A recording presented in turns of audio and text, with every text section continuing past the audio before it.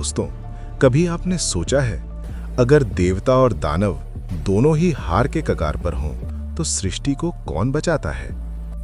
आज मैं आपको सुनाने जा रहा हूं भगवान विष्णु के कूर्म अवतार की कथा। एक ऐसी कहानी जहां धैर्य, संतुलन और त्याग पूरी सृष्टि का आधार बन जाते हैं। बहुत समय पहले की बात है। देवताओं की शक्ति क्षीण हो चुकी थी, असुर बलवान हो चुके थे। देवता अमरत्व की खोज में भगवान विष्णु के पास पहुंचे। विष्णु बोले गंभीर स्वर में, अमरत्व आसान नहीं, इसके लिए समुद्र मंथन करना होगा।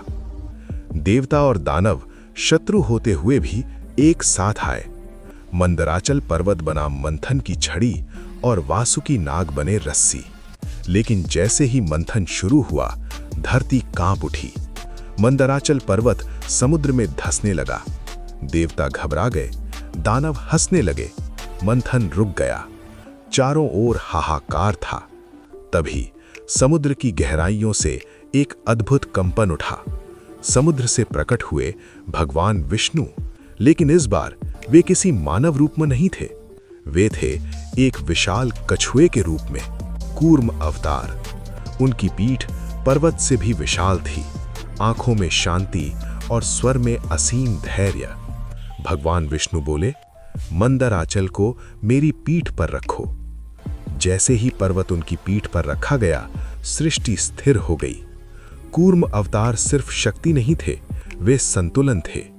देवता खींचते, दानव खींचते, लेकिन पर्वत स्थिर रहता। भगवान विष्णु हर झटके को सहते रहे। पीठ पर पर्वत, ऊपर वासुकी, नीचे अथाह समुद्र। फिर भी उनके मुख पर शांति थी। मंथन से सबसे पहले निकला हलाहल विष।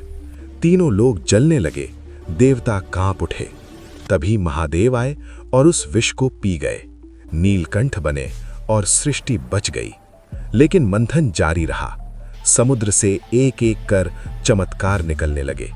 कामधेनु, ऐरावत हाथी, उच्चैश्रवा अश्व, लक्ष्मी माता और अंत में अमृत कलश। असुर अमृत लेकर भागे। देवता निराश हो गए। तभी भगवान विष्णु ने मोहिनी रूप धारण किया। लेकिन वो एक और कथा है। दोस्तों, कूर्म अवतार हमें सिखाता है, जब दुनिया हिल रही हो, आपको स्थिर रहना होगा। जब बोझ असहनीय लगे, धैर्य ही सबसे बड़ी शक्ति है। सृष्टि संतुलन से चलती है, अहंकार से नहीं। भगवान विष्णु ने पीठ पर पर्वत उठाकर दिखाया कि शांत रहने वाला ही सबसे शक्तिशाली